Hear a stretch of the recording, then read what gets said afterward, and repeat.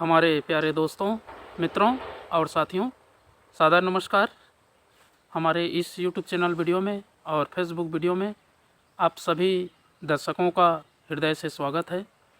मैं हूं आपका इष्ट मित्र दोस्त मिस्टर शांतिलाल डंसिना, बड़े डूमरपाली, रॉबर्टसन, खरसिया, जिला रायगढ़, छत्तीसगढ़, भारत से हूं। मित्रों, आप लोग हमारे इस YouTube चैनल वीडियो को और फेसबुक वीडियो को देखते हैं तो आपको मैं हृदय से आभार व्यक्त करता हूं और आपको धन्यवाद देता हूं।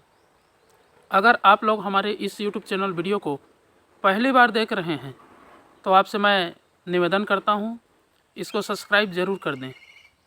बेल आइकन का जो घंटी है उसको भी क्लिक कर दें और विशेष रूप से ऑल ऑप्शन का चयन करना होगा ताकि हर रोज़ का नोटिफिकेशन सबसे पहले आपको प्राप्त हो सके। मित्रों, शुरू से अंत तक ज़रूर देखें, सुने, समझें, अनुभव भी करें। मन कहे, उचित लगे, अच्छा लगे तो आप हमें एक लाइक ज़रूर दें और इष्ट मित्रों के पास शेयर भी करें। अगर कोई विशेष संशोधन करना है तो आप हमें कमेंट बॉक्स पर सूचित करें और आगे भविष्य के लिए मार्गदर्शन भी दें, क्योंकि आपका दिया हुआ मार्गदर्शन हमारे श्रेष्ठ जीवन का आधार है। मित्रों, शरीर अन्न, हवा और जल से पोषित होता है, किंतु इस शरीर को चलाने वाली जो आत्मा है उसका भोजन स्वाध्याय, सत्संग, चिंतन, मनन और जितने भी साधना तत्व से जुड़े रहते हैं उनसे इनका भोजन प्राप्त होता है।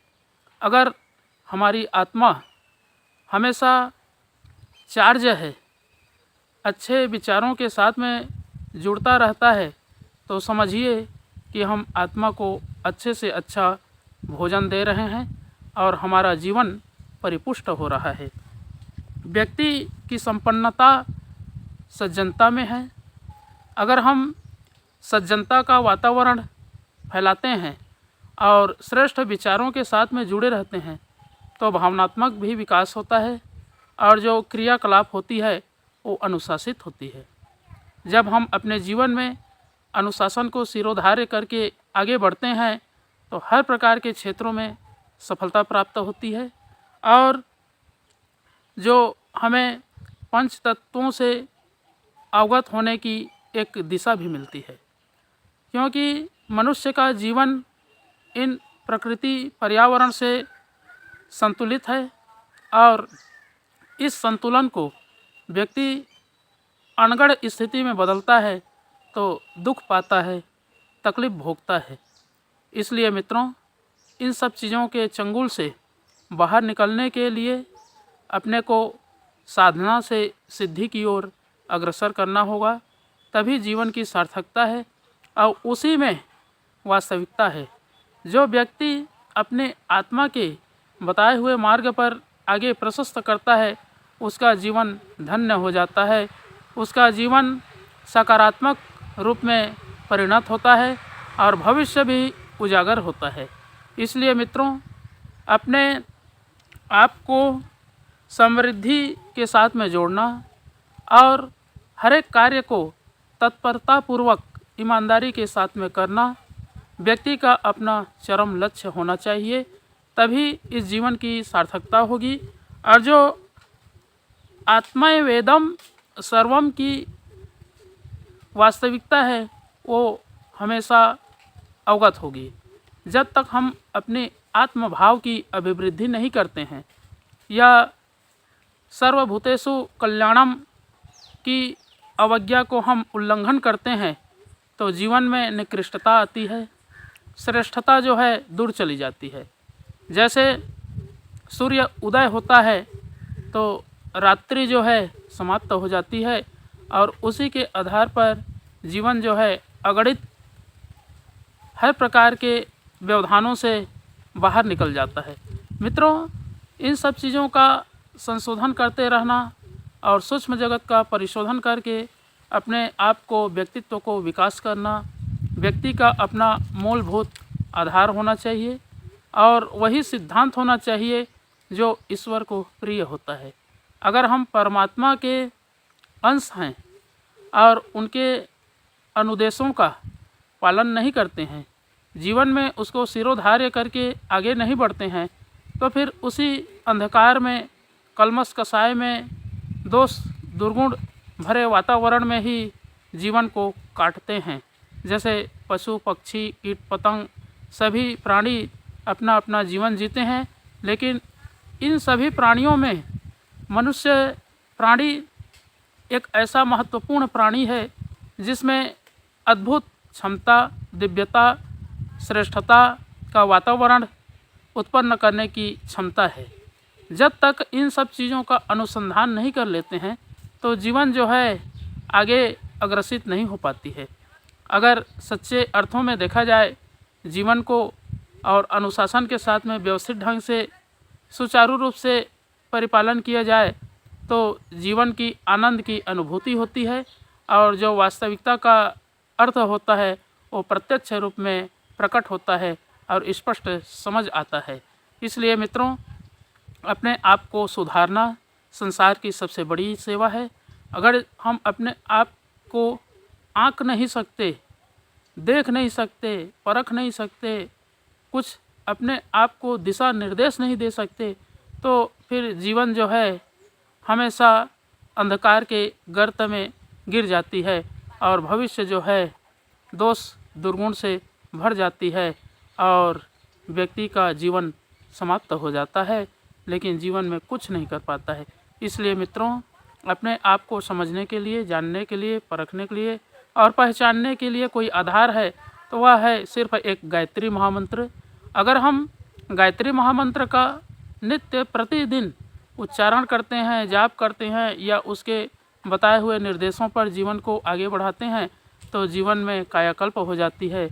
तो आइए मित्रों, एक बार गायत्री महामंत्र और संपुट के साथ में महामृत्युंजय मंत्र का उच्चारण मेरे साथ साथ में करें।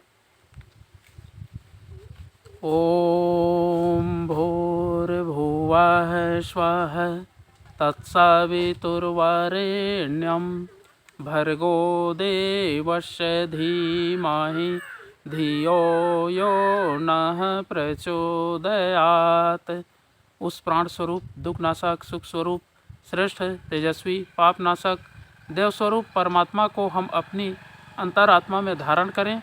वह परमात्मा हमारी बुद्धि को सत्मार्ग की ओर प्रेरित करे। ओम हौम जूम सह ओम भूर्भुवस्वः ओम त्र्यंबकं यजामहे सुगंधिं पुष्टिवर्धनम् उर्वारुकमिव बन्धनान् मृत्योर्मुक्षीयमामृतात्। ओम स्वः भुवः भुः ओम सह जूम हौम ओम।